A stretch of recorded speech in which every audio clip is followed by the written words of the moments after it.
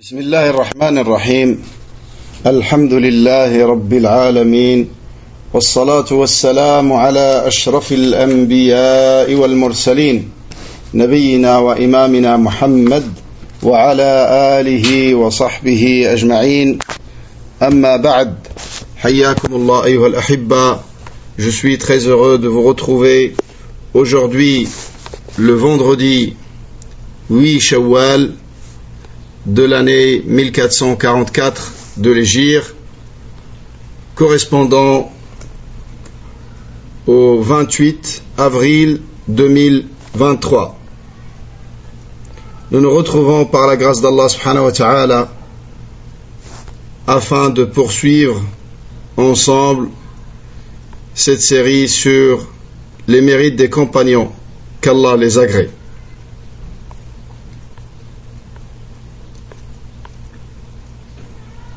Et aujourd'hui, nous commençons avec les mérites qui concernent les sahabiyat,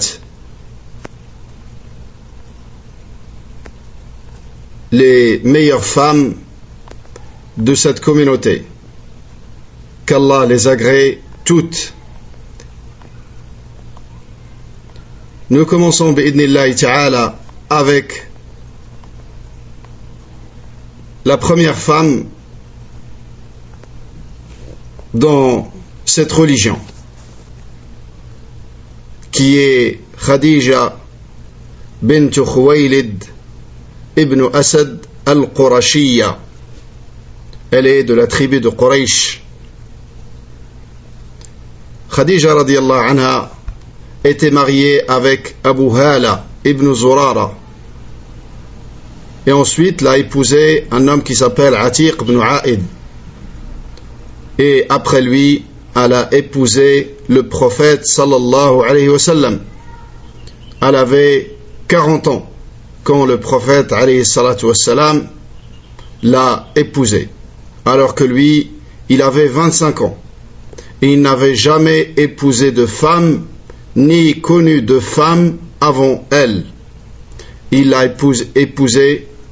Il est resté marié avec elle comme seule épouse jusqu'à sa mort. Et c'est la première personne qui a cru en notre prophète alayhi salatu wassalam d'une manière absolue. Comme il dit le Hafid ibn Hajar, c'est la première personne qui a cru en notre prophète sallallahu alayhi wa sallam, des hommes comme des femmes, d'une manière absolue. Et c'est la mère de tous les enfants du prophète alayhi salatu wassalam, à l'exception de Ibrahim, qu'il a eu de Maria al-Qibtiyya. Elle est décédée à Mecca. Elle est décédée 3 ans avant l'émigration. Ils ont divergé en quelle année elle est décédée exactement. En tout cas, cette année s'est appelée l'année de la tristesse pour le prophète alayhi salatu wassalam quand elle est décédée. Et c'est l'année même dans laquelle est décédé son oncle Abu Talib. Et c'était une année très difficile pour le prophète alayhi salatu wassalam. Il a perdu l'aide et le soutien qu'il avait auprès de son épouse Khadija, et aussi la protection de son oncle. Et suite à sa mort, les sots de Quraysh ont osé faire des choses qu'ils n'osaient pas faire avant avec le prophète alayhi salatu wassalam.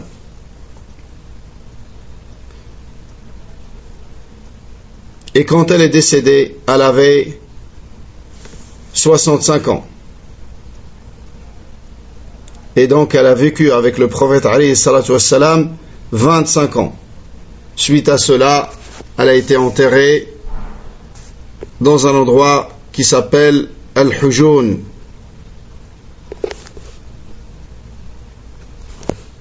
Donc, concernant les mérites de Khadija, radiyallahu anha, ils sont très nombreux. Très nombreux. Lakin, ces mérites, c'est au tout début de l'islam. Car on va venir au point de la comparaison entre Khadija et Aïcha radiyallahu anha. Suite à Khadija, nous parlerons des mérites de Aïcha radiyallahu anha. Et est-ce qu'il faut absolument faire cette comparaison et arriver à désigner qui est la meilleure des deux, Khadija radiyallahu anha ou Aïcha, ou est-ce que le mieux c'est de ne pas se prononcer là-dessus et de se contenter de rapporter les mérites de Khadija et les mérites de Aïcha, et celle qui est meilleure, c'est Allah qui sait mieux qui est la meilleure des deux. En tout cas, les deux font partie des meilleures femmes de cette communauté, la communauté de Muhammad sallallahu alayhi wa sallam jusqu'à la fin des temps.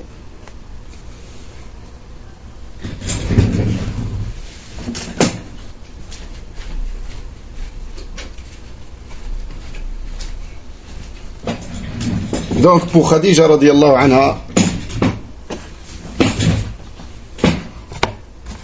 un jour, Aïcha radiyallahu anha, on commence tout d'abord par les mérites qui sont dans lesquels sont cités les deux. Khadija, on va citer que trois textes et qui ont à peu près le même sens. Khadija radiyallahu anha, un jour, a dit, je voulais dire Aïcha. Les trois, c'est sans aucun doute les meilleures trois femmes de cette communauté. Laquelle est la meilleure? Comme j'ai dit, on va venir à ces points-là, Inch'Allah. Donc Aïcha, un jour, a dit à Fatima radiyallahu anha, Fatima, la fille du prophète sallallahu alayhi wa sallam, la plus jeune de ses filles et la seule qui est restée vivante après lui, et elle l'a rejoint 6 mois plus tard. Et c'est sa fille qu'il aimait le plus, radiyallahu anha. Donc Aïcha a dit à Fatima radiyallahu anha, fille du prophète sallallahu alayhi wa sallam, elle lui a dit, tu veux pas que je t'annonce une bonne nouvelle que j'ai entendue du prophète sallallahu alayhi wa sallam?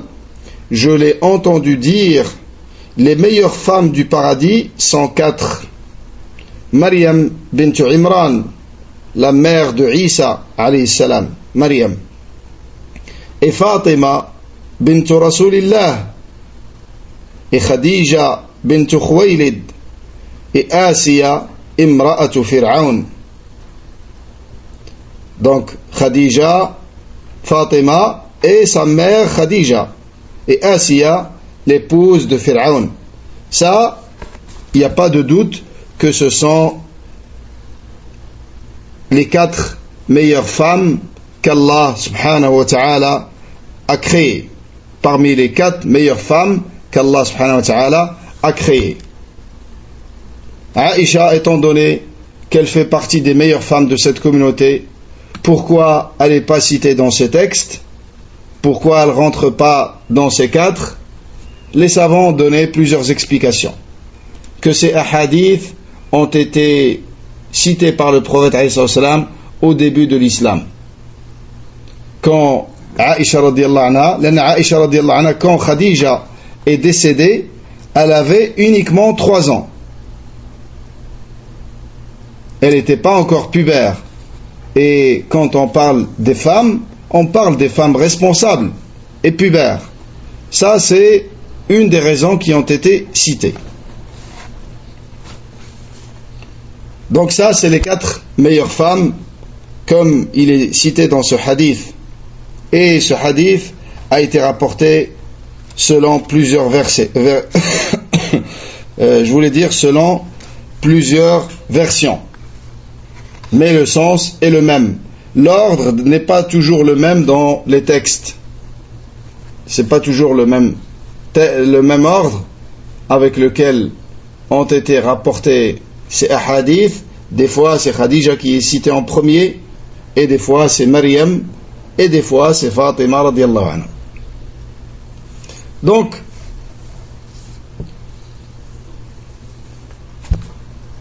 comme je disais, par rapport à Khadija radiyallahu anha, Ali, qui aimait beaucoup Khadija radiyallahu anha, il a dit: j'ai entendu le messager d'Allah alayhi salatu wassalam dire les meilleures des femmes, je vais traduire le sens, les meilleures des femmes de son époque, la meilleure des femmes de son époque, c'est Maryam. Et la meilleure des femmes de son époque, c'est Khadija bint Khuwaylid.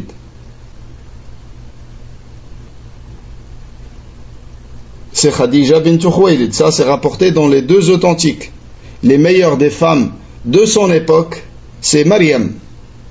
Et la meilleure des femmes de son époque, c'est Khadija bint Khuwaylid. Il y a une riwaya qui donne ce sens d'une manière explicite, dans laquelle le prophète alayhi salatu wassalam a dit: Khadija est la meilleure de toutes les femmes de ma communauté, comme Maryam est la meilleure des femmes du monde. Comme Maryam est la meilleure des femmes du monde. Quand Al-Hafidh ibn Hajar a rapporté ces versions, et avec cette grande divergence entre les savants, laquelle est la meilleure, beaucoup de savants disent que Fatima, c'est la meilleure femme d'une manière absolue. Après elle, Khadija, après elle, Aïcha, de cette communauté. Et il faut savoir qu'il y a des savants qui disent que Maryam était une femme prophète. C'est un avis minoritaire, mais c'est un avis qui existe. Car Jibril alayhi salam, il est venu, il lui a parlé, donc ils ont considéré ça comme une révélation qu'elle a reçue, Maryam. Donc ceux qui ont l'avis que Maryam était un prophète, pour eux, il n'y a pas de divergence que Maryam est la meilleure des femmes de ce monde, d'une manière absolue, et non pas de son monde, de son époque. Mais ceux qui disent qu'elle n'est pas une femme prophète, c'est là, naam, si elle a plus de piété, elle est meilleure que lui. Auprès d'Allah, il n'y a pas homme-femme, il y a le plus pieux. Il n'y a pas riche, pauvre. Il n'y a pas en bonne santé, en mauvaise santé. Le critère auprès d'Allah subhanahu wa ta'ala, le critère de préférence, c'est la piété. Il y a une sœur, elle a demandé: est-ce qu'une femme sahabiya peut être meilleure qu'un homme sahabi? Naam. Il n'y a pas de doute que Khadija, elle est meilleure que beaucoup de compagnons. Et il n'y a pas de doute également que Fatima radiyallahu anha est meilleure que beaucoup de compagnons. Et il n'y a pas de doute non plus que Aïcha est meilleure que beaucoup de compagnons. Le critère de préférence auprès d'Allah subhanahu wa ta'ala, je pense qu'il y a un souci avec Internet. Une seconde et...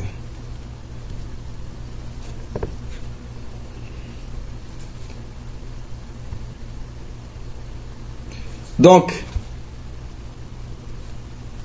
je disais, là, je pense qu'il y a eu une petite coupure d'internet, je disais que naam, il peut y avoir une sahabiya meilleure qu'un sahabi. Il n'y a pas de problème à ce niveau-là. Et comme j'ai dit, la règle, c'est que le critère de préférence auprès d'Allah, c'est at-taqwa. C'est pas le fait d'être un homme ou d'être une femme. Si une femme a plus de taqwa qu'un homme, elle est meilleure auprès d'Allah. Et j'ai dit également que nous n'avons pas de doute que Khadija radiallahu anha, elle est meilleure que beaucoup de compagnons. Et que Fatima est meilleure que beaucoup de compagnons, hommes. Et ainsi de suite. Aïcha également. Donc, Allah subhanahu wa ta'ala a ouvert ses portes afin de se concurrencer dans le bien, et il n'y a rien qui empêche la femme d'être meilleure que l'homme.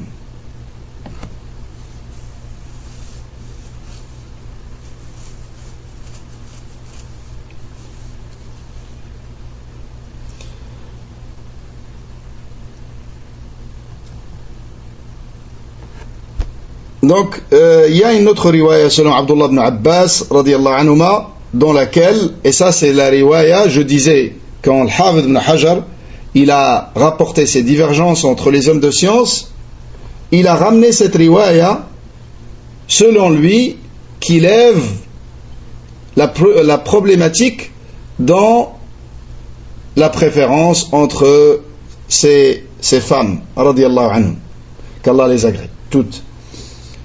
Le riwaya, c'est que le prophète a dit: la meilleure des femmes du monde est Maryam, puis Fatima, puis Khadija, puis Asiya.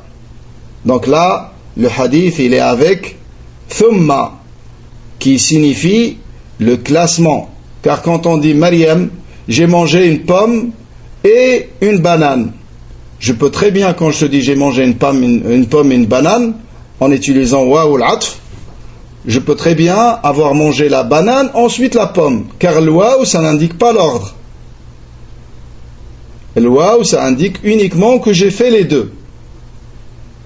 Quand je te dis j'ai mangé akaltu tuffahatan famawzatan, le fa, ça indique l'ordre et que je l'ai fait directement après. Ce qu'on appelle ta'qib. Par contre, thumma, ça indique aussi l'ordre et que ça vient après, pas tout de suite, directement après. Quand je te dis j'ai mangé une pomme, thumma mauza, thumma une banane, ça veut dire j'ai mangé une pomme, j'ai laissé passer un certain temps, après j'ai mangé une banane. Donc ici, le hadith, il est explicite que Maryam, alayhi salam, est la meilleure, ensuite Fatima, ensuite Khadija, ensuite Asiya. Et ça correspond à ce qui est cité dans le Coran. Allah Azza wa Jalla dit concernant Maryam: wastafaki ala nisa'il alamin. Il t'a privilégié par rapport à toutes les femmes du monde. Mais ceux qui ont d'autres avis, ils ont des explications, ils ont d'autres preuves qui sont très fortes. C'est pour ça, wallahu a'lam, comme a dit Cheikh l'Islam Taymi rahimahullah, entre Khadija et Aïcha, le mieux c'est de dire que Khadija est la meilleure des femmes au début de l'islam, car elle a servi l'islam et elle a, comme on va voir dans ses mérites, elle a fait énormément de choses pour le prophète alayhi salatu wassalam et pour la religion de l'islam que Aïcha n'a pas pu faire. Mais Aïcha à son tour, elle a tellement servi le prophète alayhi salatu wassalam et tellement servi cette religion au point où ils disent qu'elle a rapporté, il n'y a pas quelqu'un qui a rapporté autant qu'elle de science, et surtout la science du prophète alayhi salatu wassalam dans son foyer, que les hommes ne voyaient pas. Donc Khadija est la meilleure au début de l'islam, et Aïcha est la meilleure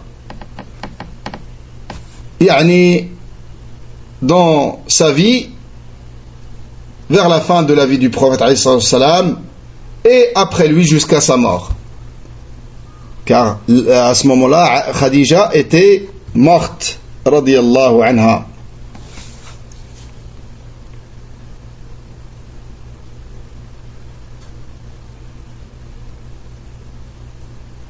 Donc je répète ce point. Khadija est la meilleure au début de l'islam. Et ça, il n'y a pas de doute. Car Aïcha, comme j'ai dit, elle est née 3 ans seulement avant la mort de Khadija. Elle n'avait rien fait encore dans l'islam. Elle n'était même pas pubère, radiyallahu anha. Mais après la mort de Khadija, il n'y a pas de doute que les travaux et les efforts de Aïcha sont immenses et aucune femme ne peut lui arriver dans cette phase de l'islam. Aucune femme ne peut lui arriver et l'atteindre dans cette phase de l'islam. Comme Khadija, aucune femme ne peut l'atteindre dans ses efforts au début de l'islam.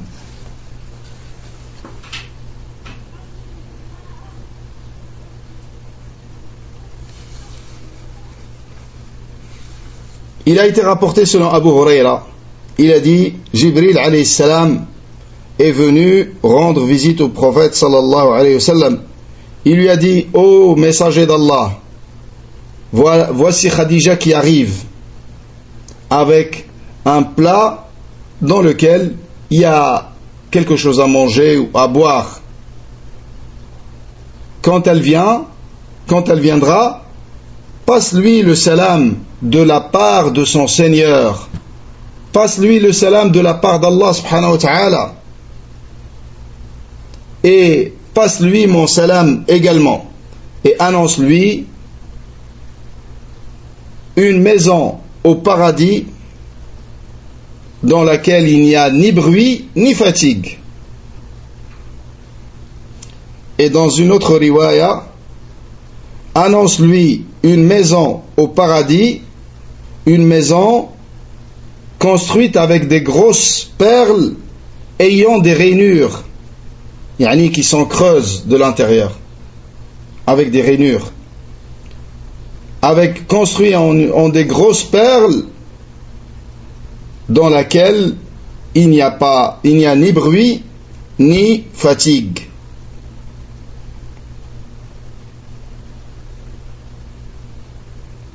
Et dans un autre hadith, le prophète sallallahu dit, on m'a ordonné d'annoncer à Khadija une maison dans le paradis construite avec des perles ayant des rainures dans laquelle il n'y a ni bruit ni fatigue. Vous voyez que les hadiths, les uns expliquent les autres. On m'a ordonné, c'est Jibril alayhi salam qui lui a rapporté l'ordre d'Allah subhanahu wa ta'ala d'annoncer à Khadija cette bonne nouvelle. Mais ici la chose qui dépasse l'entendement, c'est que Allah subhanahu wa ta'ala, et sur laquelle il faut s'arrêter longuement, Allah subhanahu wa ta'ala lui-même, il passe salam à cette femme. Si on s'arrête à ce mérite, et je ne connais pas un sahabi qui a eu ce mérite. Je ne connais pas un sahabi qui a eu ce privilège. Allah subhanahu wa ta'ala en personne lui passe salam. Donc je disais, si on s'arrête à ce mérite, ça suffit. Il n'y a pas besoin d'aller plus loin. Cette femme, Allah lui a passé salam. Et Jibril alayhi salam lui a passé également salam. Et regardez la science qu'Allah a donnée à Khadija. Ça, c'est pas quelque chose que le Nabi alayhi salam lui a enseigné. Mais avec sa compréhension de la langue arabe et sa compréhension profonde de sa religion, elle a compris comment on répond quand salam il vient de la part d'Allah et quand salam il vient de la part de la créature. Beaucoup de gens disent assalamu alaykum, il ne sait pas ce qu'il dit. Pour lui, c'est une simple salutation. C'est une salutation. Il te passe salam, c'est une salutation. C'est vrai, c'est utilisé comme une salutation. Mais ça a un sens. Assalam, quand je te dis assalamu alayka, ça c'est une invocation que je te fais. C'est pour ça, il est légiféré quand tu rentres dans un cimetière de t'adresser aux morts et de leur dire assalamu alaykum. Si c'était une simple salutation, sans ce sens de l'invocation, il ne serait pas autorisé de leur parler, là, ils n'entendent pas. Lakin, c'est légiféré, car il y a aussi le sens de l'invocation. Je te dis assalamu alaikum, je demande à Allah de te faire salam. Salam, c'est la préservation. De te préserver. Et de faire que tu sois exempt de tout défaut et de tout manquement. Et qu'il te purifie des péchés, et ainsi de suite, parmi les sens de salam. C'est pour ça que salam, c'est un nom d'Allah. Il nous l'a révélé afin qu'on l'utilise dans nos salutations. Donc quand il lui a dit Allah il te passe salam, elle n'a pas dit wa ala Allahi salam, car on ne fait pas de dua pour Allah. Allah il est imploré, c'est lui qui est imploré, c'est lui qui est invoqué. On n'invoque pas en sa faveur.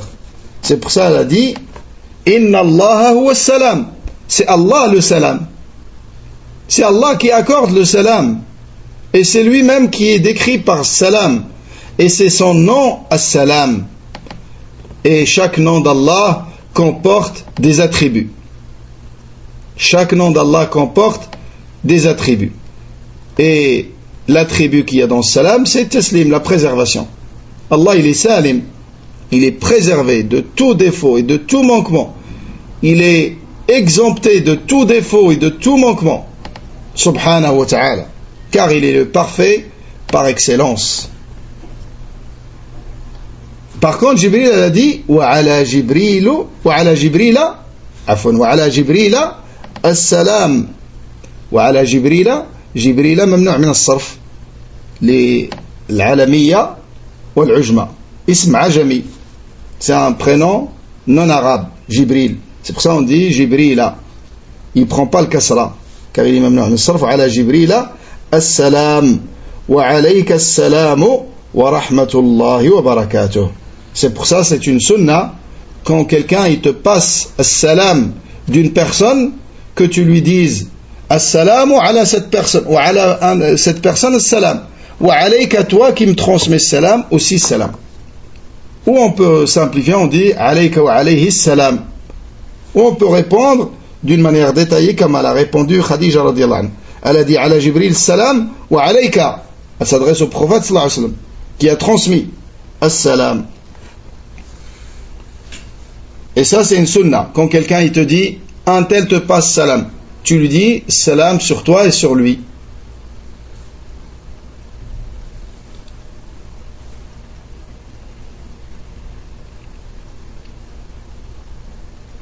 Également parmi ce qui a été rapporté au sujet des mérites de Khadija radiallahu anha, et encore une fois c'est rapporté selon Aisha radiallahu anha, elle a dit je n'ai jamais été autant jalouse d'une épouse du prophète alayhi salam comme j'étais envers Khadija, malgré qu'elle est morte avant que le prophète sallallahu alayhi wa sallam ne m'épouse.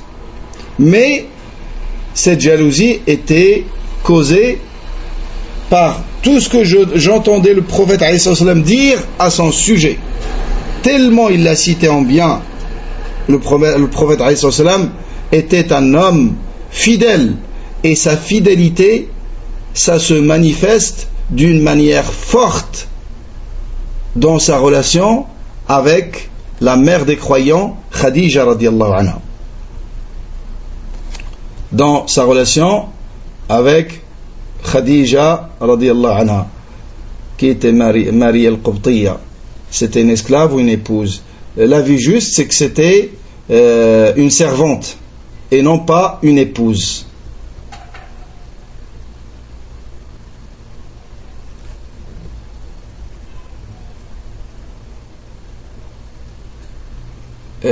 Est-ce l'histoire rapportée sur Maria al-Qibtiyya et les autres épouses du prophète alayhi salam? Je ne sais pas, c'est en lien avec quoi. Est-ce vrai? Quelle histoire? L'histoire qu'ils ont par rapport au miel, ou quelle histoire? Je ne pense pas avoir cité maintenant une histoire. Lakin si vous pouvez citer l'histoire. Taïb, j'ai dit par rapport à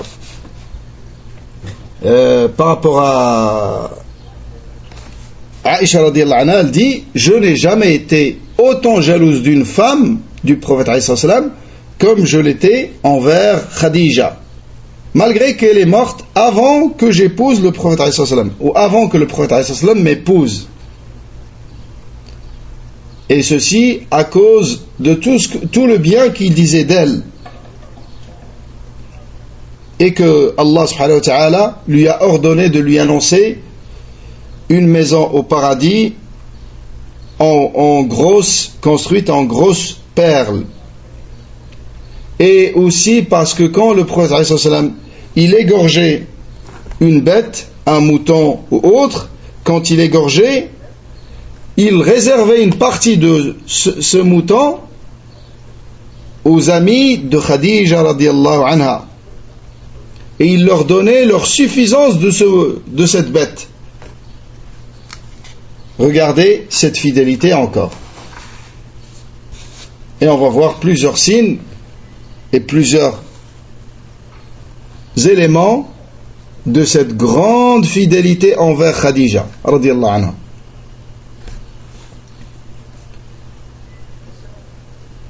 Et cette jalousie de Aïcha radiallahu anha,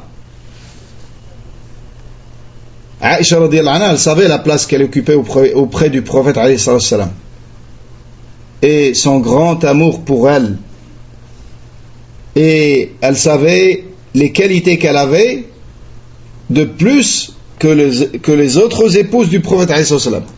C'est pour ça qu'elle pouvait avoir des jalousies envers les autres épouses du prophète alayhi salam, mais pas comme Khadija. Khadija radiallahu anha, le prophète alayhi salam, quand il parle d'elle, il parle d'une femme irremplaçable, une femme qui a tout consacré pour son mari et qui l'a soutenu et qui était avec lui dans les moments difficiles. Et un homme, il n'y a qu'un homme lâche qui va oublier ces choses-là. Un homme, il n'oublie jamais quand une femme le soutient et l'assiste et reste à ses côtés dans les moments difficiles. C'est pour ça qu'ils disent, si tu veux savoir la femme avec laquelle tu es marié, attends d'être pauvre. Et là, tu vas voir est-ce qu'elle est avec toi vraiment par amour en Allah subhanahu wa ta'ala, ou pour tes moyens, ou là pour ta beauté. Il y a des hommes, c'est par rapport à la beauté, et ça c'est constaté beaucoup dans les couples de l'kuffar. Quand l'homme il arrive à un certain âge, la femme elle l'abandonne. Lakin chez nous, alhamdulillah, chez les musulmans, on a des choses qui sont pas comme ce que eux ils appellent l'amour. Et ce qu'ils appellent l'amour, c'est pas le vrai amour. L'amour, c'est pas quand tu vois une femme. Ça, c'est pas un amour. Ça, c'est... Si c'était ça l'amour, les hommes, tous, ils auraient aimé la plus belle femme de la planète. Tous les hommes, ils aiment cette femme. Est-ce que c'est ça l'amour? Ça, c'est l'amour de l'image. L'amour du physique. Et ça, n'importe quel homme, quand il voit une femme, très très belle femme comme ça lui arrive. Là, c'est pas ça l'amour. Et ils disent, c'était un coup de foudre. Au premier regard. C'est l'effet des films. Mais c'est pas ça la réalité. C'est pas ça l'amour. Ça va disparaître. C'est pour ça, chez les Arabes, même avant l'islam, dans la période anté-islamique, quand l'un d'entre eux il aimait une femme énormément, jamais il n'avait de relations intimes avec elle. L'aîné, dès que ça va se produire, en général ça va de l'amour, il ne va pas durer longtemps. De l'amour du regard, l'amour de l'image, l'amour du physique et de la beauté physique, la beauté du visage, ça disparaît. Surtout si c'est accompagné d'un mauvais comportement ou là d'une femme qui est matérialiste, ou là, ça disparaît rapidement. Là, le vrai amour chez nous en islam, il se construit au fur des jours et des nuits, après le mariage. C'est ça le vrai amour. Avant, on choisit avec notre raison, notre partenaire, par rapport aux critères religieux, par rapport, et il est autorisé pour nous de choisir aussi par rapport aux critères de dunya. Lakin, l'amour, il va venir après, avec le bon comportement de l'épouse, avec sa patience, avec son pardon, avec sa tolérance de certains des défauts du mari. Et tout ce que je dis pour l'homme, je le dis pour la femme. C'est des deux côtés. Et chez nous, c'est pas d'un seul côté. C'est du côté de l'homme comme du côté de la femme. C'est là, et quand ils ont des enfants, ensemble, c'est-à-dire il y a une créature qui porte la moitié de l'homme et la moitié de la femme. C'est ça les vrais liens qui soudent le couple. C'est pour ça en général les personnes qui sont touchées par le djinn et par le mas, shayatin, ils font tout pour que la femme ne tombe pas enceinte, car ils savent dès qu'elle tombe enceinte, en général le couple se renforce. C'est pour ça la plupart des divorces arrivent dans la première année. Et c'est l'année difficile dans le mariage. C'est pas le mois du miel, Shahr al-Asal. C'est l'année des problèmes, car tu vas apprendre à cohabiter avec une personne inconnue pour toi et qui a son caractère et qui a ses défauts, qui a ses qualités. Lakin, vous avez une base commune qui vous unit, la base de la religion.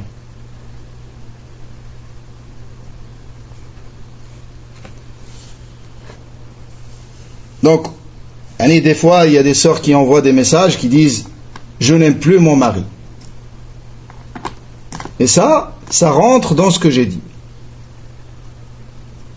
Je n'aime plus mon mari. Ça, en général, ça vient de shayatin, tout ça. Et la plupart des cas comme ça, quand tu te renseignes un petit peu plus, tu réalises que la sœur, elle est touchée par shaitan. Elle est touchée par shaitan qui lui donne ses pensées et qu'elle l'aime plus. Ou la sœur qui dit « Depuis que je suis mariée, ma demande de science affaiblit et ma religion affaiblit. » Ça, c'est contraire.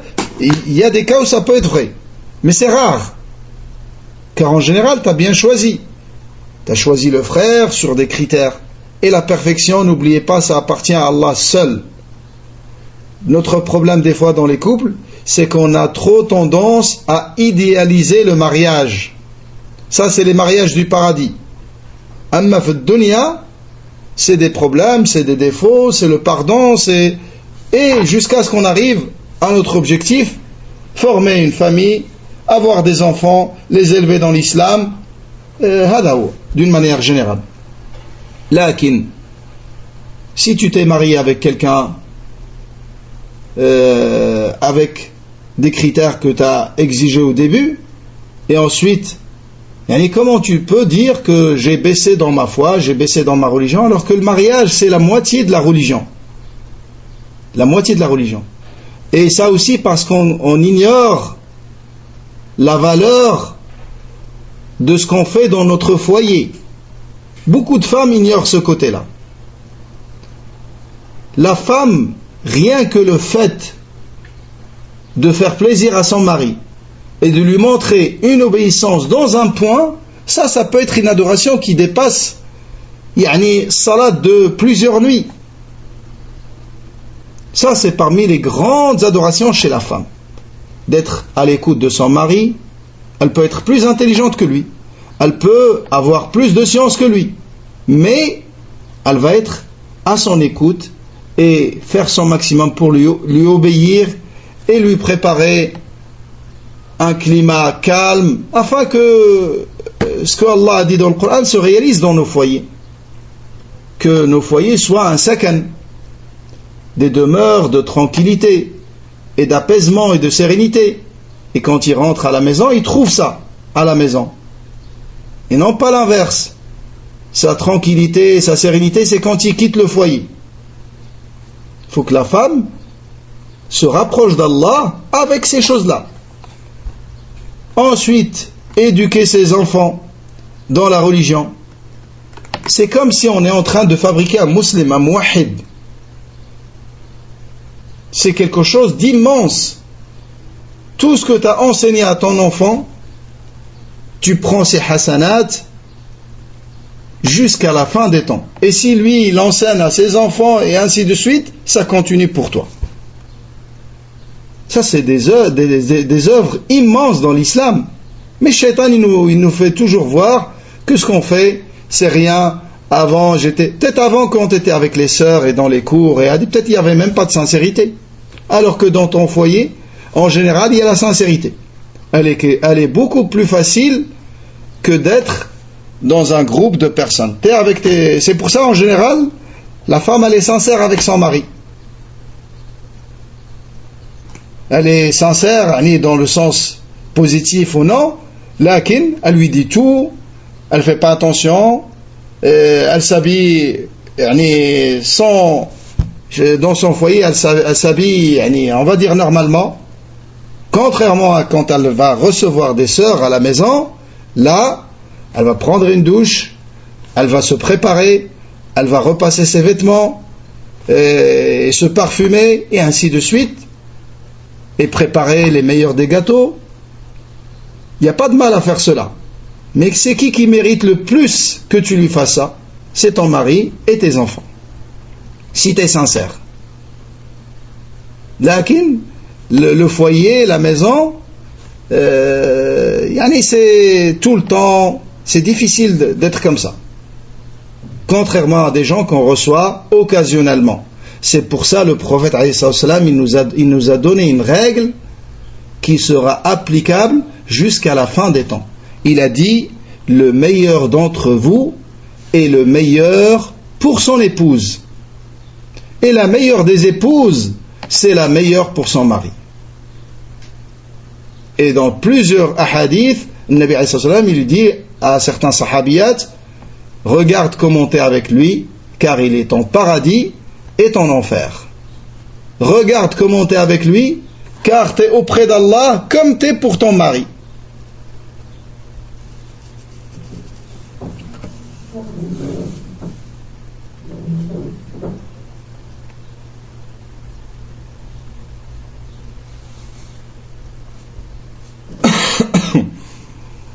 Donc, le prophète quand il égorgeait une bête, il réservait une partie toujours pour les amis de Khadija radiyallahu anha. Et un jour, Aïcha s'est mise en colère à cause de la jalousie. Et elle lui a dit, ô messager d'Allah, comme s'il n'y avait pas une autre femme dans ce bas monde que Khadija. Et quand elle lui a dit ça, tellement tu penses à elle, comme si c'était la seule femme sur terre. Tu penses qu'à elle. Tu dois penser plus à moi et l'oublier. Normalement, je dois te la faire oublier. Lakin, Nabi sallam, quand elle lui a dit ça, il lui a dit, Innaha kanat wa kanat wa kana li minha walad.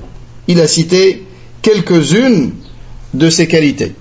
Quelques-unes de ces qualités que je vais citer après. Donc plusieurs riwayat, toujours dans le même sens, que Aïcha radiyallahu anha, elle n'a jamais été autant jalouse d'une épouse du prophète sallam comme c'était le cas de Khadija. Tellement le Nabi sallam il l'a cité. Et un jour, le prophète sallam était chez Aïcha radiyallahu anha.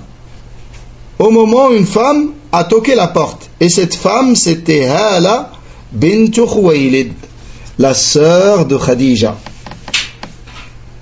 La sœur de Khadija radiyallahu anha.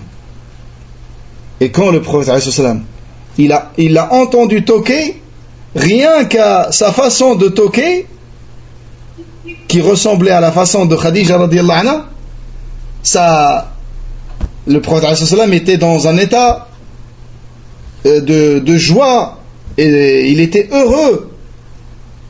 Et il a dit, oh Allah, fais que ce soit hala. Oh Allah, fais que ce soit hala. Et là, Aïcha, elle a été prise par une grande jalousie. Yani même la sœur de Khadija, elle te fait autant d'effets en te faisant, car elle te fait penser à sa sœur Khadija à ce point-là. Et là, elle a dit cette parole. Elle a dit, tu penses à une vieille parmi les vieilles femmes de Quraysh qui avait des mâchoires rouges. Qu'est-ce qu'elle voulait dire par des mâchoires rouges? Yani, que ses dents sont tombées, il restait que la gencive rouge. Yani une vieille femme qui n'a, au point où elle avait plus de dents et qui est morte il y a longtemps, et Allah de toute façon te l'a remplacée par meilleure. Regardez tout ce qu'elle a dit, radiyallahu anha. Ça c'est dans les deux authentiques. Et là le prophète alayhi salam, dans cette riwaya, il lui a rien dit. Il lui a rien dit. C'est pour ça des savants ont dit, on ne punit pas une femme pour sa jalousie. On ne punit pas une femme pour sa jalousie. Certains savants ont dit comme ça. Car Nabi alayhi salam ne l'a pas puni. Et pourquoi il ne lui a pas dit non? Ils ont dit parce qu'effectivement Aïcha est meilleure que Khadija par rapport à sa jeunesse, et c'est la seule femme vierge que le prophète a épousée. De ce point de vue, na'am, Allah lui a remplacé cette femme par une femme meilleure de ce point de vue. Mais ce n'est pas le point de vue le plus important pour le prophète. C'est pour ça, dans un autre hadith, le prophète lui a dit, par Allah, Allah ne me l'a pas remplacée par meilleure que elle. Elle a cru en moi quand les gens ont mécru en moi. Elle m'a cru quand les gens m'ont accusé de menteur. Elle m'a soutenu avec ses biens quand les gens m'ont privé de leurs biens. Et Allah m'a accordé d'elle les enfants, et il ne me les a pas accordés d'une autre femme. Peut-être que le Nabi sallam, il a dit ça avant d'avoir Ibrahim de Maria. Donc là, il a cité les choses qui représentent le grand mérite de Khadija. C'est la première personne qui a cru en lui, qui l'a soutenu. Elle l'a soutenu avec, moralement, psychologiquement, elle l'a soutenu avec ses biens, avec son argent, avec son amour, avec tout. Radiyallahu anha wa ardaha. Et ça, c'est au début de l'islam, les moments difficiles, quand les musulmans ils se comptaient sur les bouts des doigts. Qui peut l'atteindre dans ce mérite? Personne. Il n'y a pas de doute en cela. Et quand elle a dit ça, dans un autre hadith, le prophète alayhi salatu wassalam s'est mis en colère. Et quand Aïcha a vu ça, elle s'est calmée. Et elle lui a dit, par celui qui t'a envoyé avec la vérité, je ne dirai plus jamais que du bien d'elle, à partir d'aujourd'hui. Ça, c'est la mère des croyants, Khadija radiyallahu anha wa ardaha. Et comme j'ai dit, quand le prophète sallam était marié à Khadija, il n'a pas épousé une autre femme jusqu'à sa mort. Jusqu'à sa mort radiyallahu anha. 50 minutes, peut-être on va... Vous voulez qu'on parle de Aïcha aussi aujourd'hui, mais le problème c'est que les mérites de Aïcha sont très nombreux. Aïcha, c'est la femme de laquelle il nous a été rapporté le plus de science dans cette communauté. Aïcha radiyallahu anha, c'est la femme qui a le plus de science dans cette communauté d'une manière absolue, comme a dit Al-Hafidh ibn Hajar. Et l'imam Zuhri, là on ne parle pas de Al-Hafidh ibn Hajar, on parle de l'imam Zuhri, un tabi'i, parmi les chouyours de l'imam Malik, celui qu'on appelait la montagne de science, Jabal al-Hifd, la montagne de mémorisation, Jabal al-Ilm, Jabal al-Hifd. L'imam Zuhri, le grand imam, Muhammad ibn Shihab al-Zuhri, le grand imam, il a dit, si on compare la science de Aïcha avec la science de toutes les autres épouses du prophète et toutes les femmes de cette communauté, la science de Aïcha sera meilleure que la science de toutes ces femmes-là. Et ça, c'est pas étonnant. C'est pas étonnant. Car Aïcha, elle est l'origine de leur science. Comparé aux autres épouses, l'écart est rapidement constaté. Tu ouvres le Bukhari et tu regardes combien de fois Aïcha est citée. Lakin, par rapport aux autres femmes, elles ont puisé leur science dans la science de Aïcha. C'est d'elle que ça vient, cette science. Donc c'est pas étonnant cette parole de l'imam Az-Zuhri. Aïcha radiallahu anha, as-Siddiqa bint as-Siddiq, la véridique, la fille du véridique Abu Bakr as-Siddiq, le meilleur homme de cette communauté. Et Abu Bakr, c'était l'homme le plus aimé par le Nabi alayhi salam, et Aïcha, la femme la plus aimée par le prophète alayhi salam. Elle est la bien-aimée de notre prophète, celle qui a été innocentée par Allah de par sept cieux dans des versets qui seront lisibles dans Surat An-Nur jusqu'à la fin des temps. Elle est décédée en l'an 57 de l'Hégire, et ça a été dit 58 de l'Hégire. Et Khadija, on a vu qu'elle est décédée 3 ans avant l'émigration. Donc on va prendre quelques mérites de Aïcha radiyallahu anha. Un jour, le prophète a dit à Aïcha, il l'appelait Ya Aïch. Ça, c'est ce qu'on appelle en arabe Tarkhim. On retire la dernière lettre quand c'est un nom qui se termine par une ta marbouta. Ya Fatim, Ya Aïch. Après, est-ce qu'on dit Ya Aïcho, Ya Aïcha? Les deux sont autorisés. Donc le prophète lui a dit Ya Aïch, voici Jibril qui te passe le salam. Jibril te passe le salam.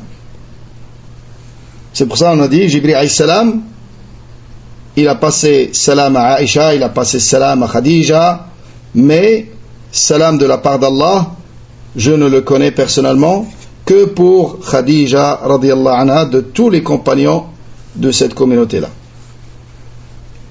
Et elle a dit wa alayhi salam wa rahmatullahi wa barakatuhu. Tu vois ce que je ne vois pas, en parlant du prophète alayhi salam, car elle n'a pas vu Jibril alayhi salam.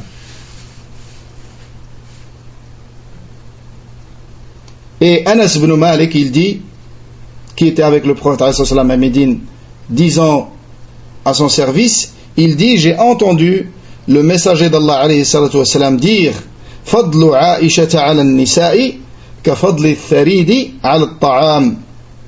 Le mérite de Aïcha par rapport aux autres femmes est comme le mérite de Tharid par rapport aux autres aliments ou aux autres plats ou aux autres nourritures. Le Tharid, c'est un plat constitué de viande et de pain et de sauce. Et c'est parmi les meilleurs plats de leur époque, et ça reste encore aujourd'hui un excellent plat. Il y en a, il contient la viande. Il contient la viande avec une sauce et avec du pain dans cette sauce-là. Ça s'appelle le tharid. Et ça, c'est le meilleur des plats. Et c'est ainsi que Aïcha radiyallahu anha est la meilleure des femmes aussi, car son mérite par rapport aux autres femmes, c'est comme le mérite de ce plat par rapport aux autres plats. Selon Abu Musa al-Ash'ari, le prophète sallallahu alayhi wa sallam a dit: beaucoup d'hommes ont atteint le degré de la perfection. Ils ne l'ont atteint parmi les femmes que 4. Dans cette riwaya, c'est pas 4. Ils ne l'ont atteint parmi les femmes que Maryam, fille de Imran, et Asiya, épouse de Pharaon. Et le mérite de Aïcha par rapport aux autres femmes est comme le mérite de Farid par rapport aux autres plats. Par rapport aux autres plats. Ce hadith est rapporté dans les deux authentiques. Aussi parmi les mérites de Aïcha radiyallahu anha,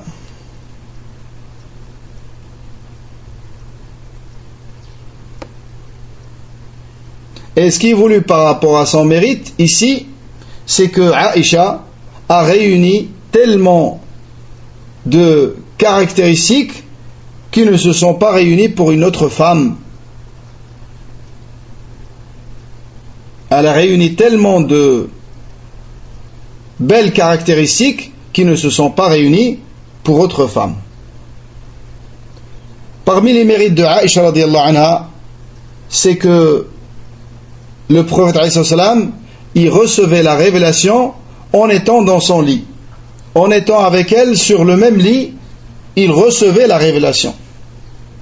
Et ça n'est jamais arrivé à aucune autre épouse du prophète alayhi salatu wassalam.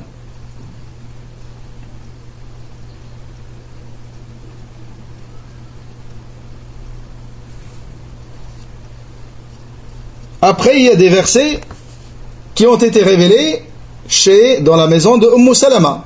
Les savants se sont posé la question: comment comprendre alors ce texte qui dit que jamais le prophète alayhi salam n'a reçu la révélation en étant dans le même lit avec une de ses épouses?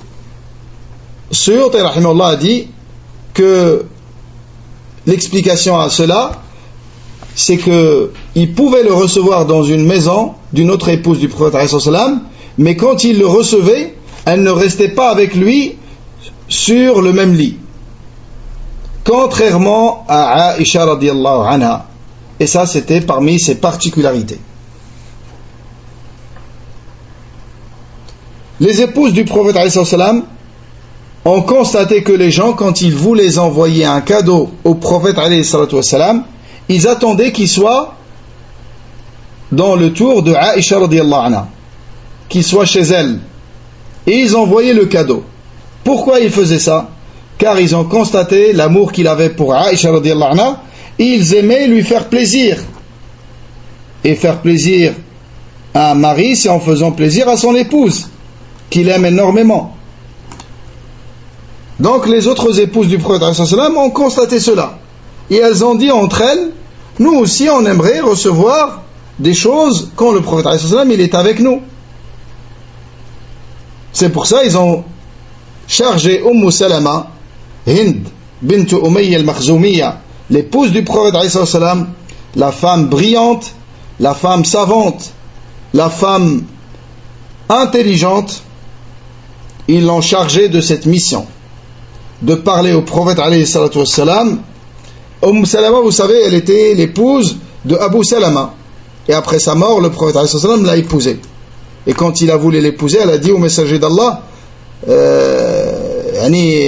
ne peut pas refuser le prophète. C'est un honneur pour elle. Mais elle a dit: je suis une femme très jalouse. Et j'ai un enfant à charge. Il lui a dit: ton enfant, c'est mon enfant. Je le prends à charge, il n'y a pas de souci par rapport à l'enfant. Et ta jalousie, je demande à Allah de la faire disparaître. Et le prophète l'a épousée. Et quand elle a perdu, regardez pourquoi, c'est une femme très intelligente, une femme très savante. Quand elle a perdu son mari Abu Salama, qui est le frère d'allaitement du prophète Abu Salama, c'est le frère du prophète d'allaitement. il a été allaité comme le prophète alayhi salatu wassalam par Halima et Al-Abbas également.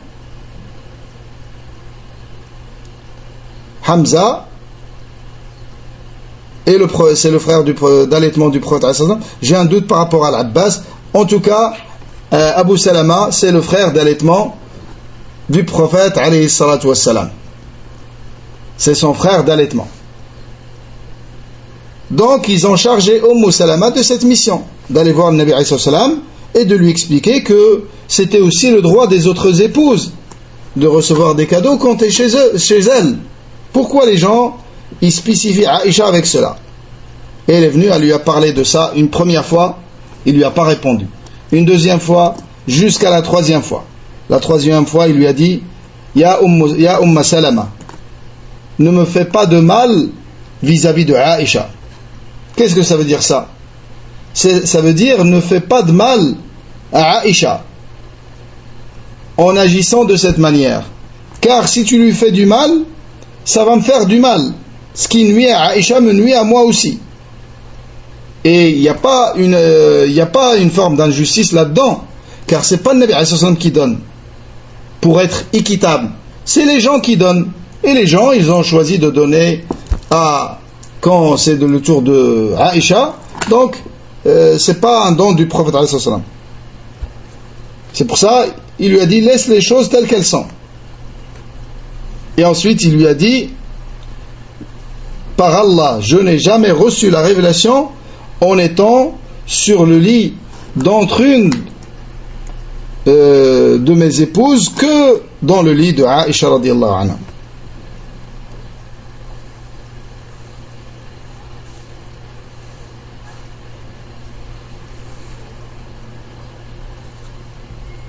Aussi, le Nabi alayhi salam, quand il était malade, dans la maladie suite à laquelle il est décédé alayhi salam, il attendait avec impatience l'arrivée du tour de Aïcha, car il était plus apaisé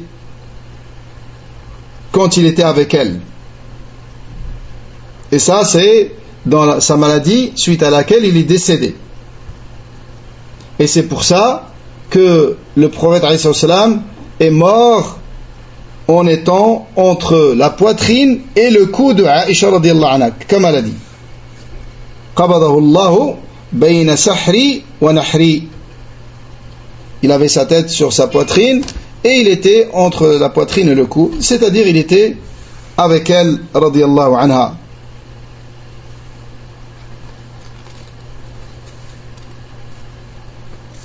Ibn Abbas, quand Aïcha était malade, il a demandé à lui rendre visite.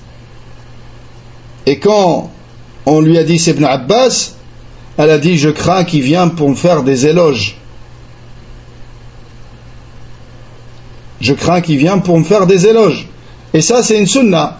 Quand une personne est gravement malade et tu vois sur elle les signes de l'approche de la mort, c'est bien de lui rappeler certaines de ses qualités afin qu'elle pense du bien d'Allah et qu'elle aime rencontrer Allah. Car celui qui aime rencontrer Allah, Allah aimera le rencontrer.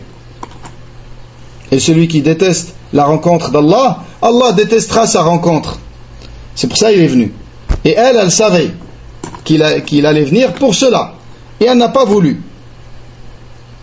Ils lui ont dit, laisse-le entrer, c'est le cousin du prophète alayhi salatu wassalam.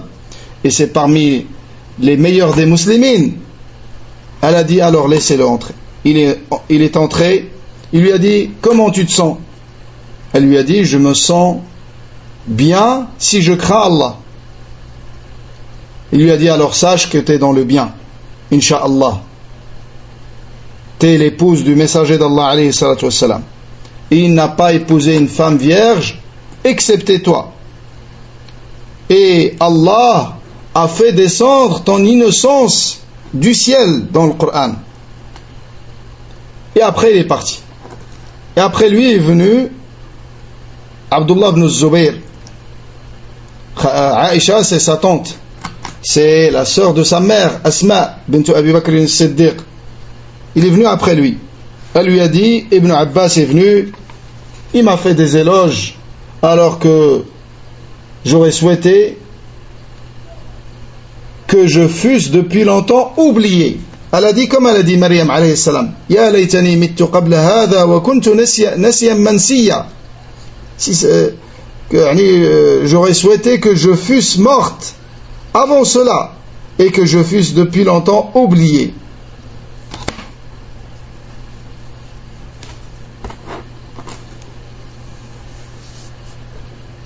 النبي عليه الصلاة والسلام a dit à Aïcha radiallahu anha, hadith précédent est cité dans le Bukhari et suivant dans les deux authentiques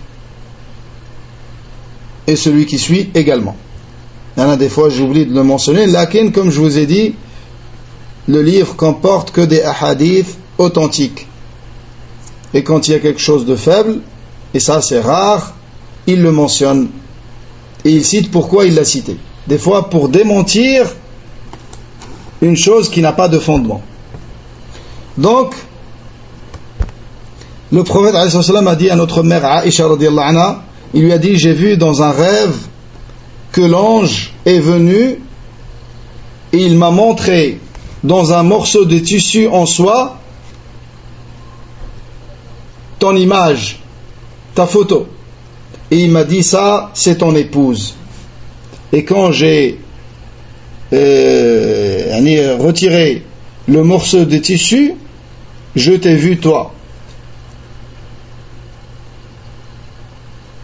Et le Nabi sallallahu alayhi wa sallam a dit, si c'est quelque chose qui vient d'Allah, alors ça sera réalisé.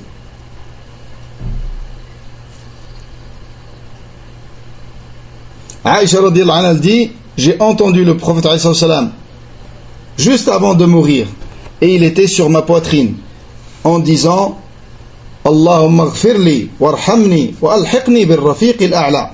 Il disait, oh Allah, pardonne-moi, fais-moi miséricorde et permets-moi de rejoindre les hauts compagnons, les compagnons du ciel, qui sont les prophètes et les messagers et les véridiques et les martyrs et les vertueux. Et quelle bonne compagnie est la compagnie de ceux-là. Le Nabi alayhi salam a dit à Aïcha, je sais quand tu es satisfaite de moi et quand tu es en colère contre moi. Elle lui a dit, d'où tu sais ça? Il lui a dit, quand tu es satisfaite de moi, tu jures par le Seigneur de Muhammad. Et quand tu es en colère contre moi, tu jures par le Seigneur de Ibrahim. Elle lui a dit, si, ô messager d'Allah. Et par Allah, je ne délaisse que ton prénom.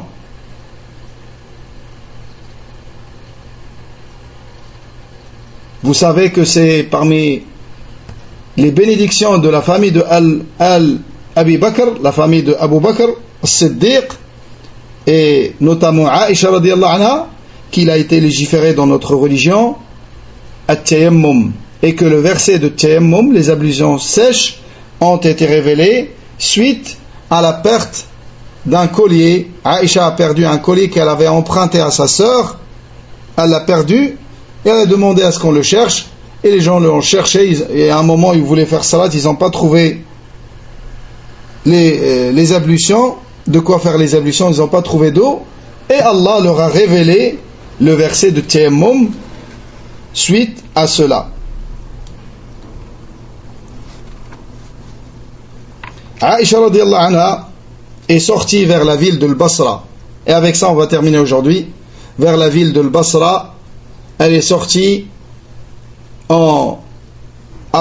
accompagnée de Talha et de Zubayr ibn al-Awwam, Talha ibn Ubaydillah et Zubayr ibn al-Awwam, tous les deux parmi les 10 annoncés au paradis.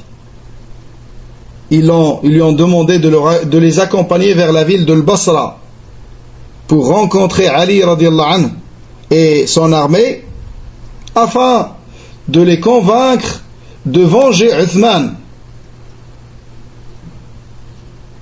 Car Sahaba, comme Aïcha l'a dit, le fait de ne pas avoir assisté Uthman quand il a été attaqué par le Khawarij dans sa maison, ils ont un peu culpabilisé suite à cela, alors que c'est lui qui leur a ordonné d'agir ainsi. Il a interdit à toute personne d'intervenir. Mais malgré ça, ils ont senti des remords et ils ont voulu se rattraper justement en demandant à Ali radiallahu anhu de venger Uthman et de punir ceux qui l'ont tué. Mais Ali radiallahu anhu a vu plus sage de ne pas le faire tout de suite, car la Ummah traversait une période difficile, une période de troubles et de fitan, et son avis était l'avis le plus juste. Mais les autres compagnons avaient fait un effort, et vous voyez que la cause est totalement légitime. C'est pour ça que Aïcha radiallahu anha les a accompagnés sur un chameau vers la ville de Basra. Et Ammar, qui est sur la nature humaine saine, cet homme, si on lui donne le choix entre deux choses, forcément il choisira ce qui est meilleur. Lui, il était aux côtés de Ali radiallahu anhu. Il a dit aux gens, Allah vous a éprouvé par votre mère, l'épouse du prophète alayhi salam. Elle est son épouse dans ce bas monde et dans l'au-delà. C'est parmi les meilleurs des croyants, Aïcha radiallahu anha, et ceux qui étaient avec elle. Mais la vérité, il leur a dit, la vérité, elle est avec Ali radiallahu anhu. Et Aïcha, sur son trajet vers le Basra, elle est passée par une vallée ou une prairie comme ça.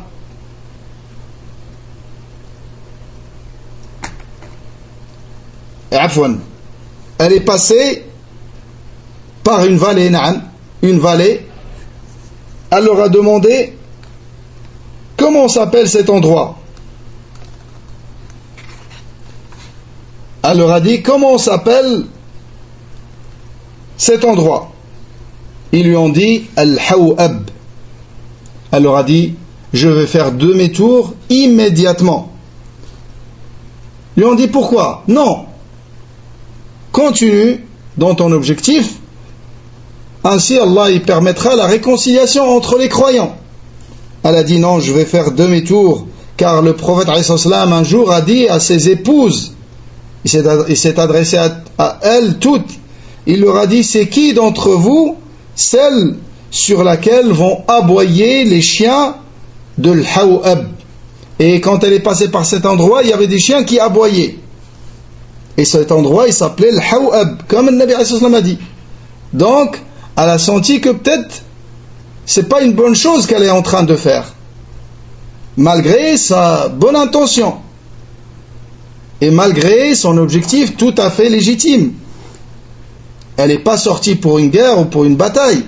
Elle est sortie pour exiger de Ali radiallahu anhu la vengeance des criminels qui ont tué le guide des croyants Uthman ibn Affan radiallahu anhu. Mais ils l'ont convaincu de continuer. Ils lui ont dit les croyants et tous les musulmans, dès qu'ils vont te voir, ils vont se réconcilier. Sinon, ils risquent d'avoir une guerre entre eux. Regardez tous ces éléments. Allah a décrété un décret, il va arriver. Rien ne peut l'empêcher. Et effectivement, elle a été convaincue et elle a poursuivi son chemin vers le Basra. Et c'est là où il y a eu ce qu'il y a eu dans cette bataille de l'Jamal. Pourquoi elle s'est appelée la bataille de l'Jamal? Car c'était, Aïcha, elle était sur son chameau. Le Nabi lui a dit dans un autre hadith, qui est d'entre vous, de ses épouses, qui va être sur le chameau et autour de laquelle il va y avoir beaucoup de morts, et même elle sera sauvée de justesse.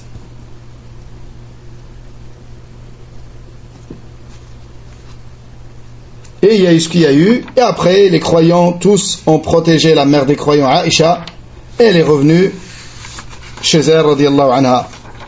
Lakin après Salama radiallahu anha, elle a conseillé à Aïcha de ne pas sortir vers le Basra. Et Aïcha lui a montré ses bonnes raisons. Elle lui a dit, malgré ça, je te conseille de ne pas sortir. Lakin, Aïcha est sortie, radiyallahu anha, afin de réconcilier les deux groupes et de les empêcher de rentrer dans une guerre. Qu'Allah l'agrée. On va terminer, Inch'Allah. Il reste quelque chose par rapport au mérite de Aïcha. On va les terminer dans le cours prochain, Inch'Allah ta'ala. Et nous allons nous arrêter ici. Wallahu ta'ala a'la wa a'lam. Subhanaka Allahumma wa bihamdik. Nashhadu an la ilaha illa ant. Nastaghfiruka wa natubu ilayk. Barakallahu fikum wa jazakum Allahu khayra. Wassalamu alaykum wa rahmatullahi wa barakatuh.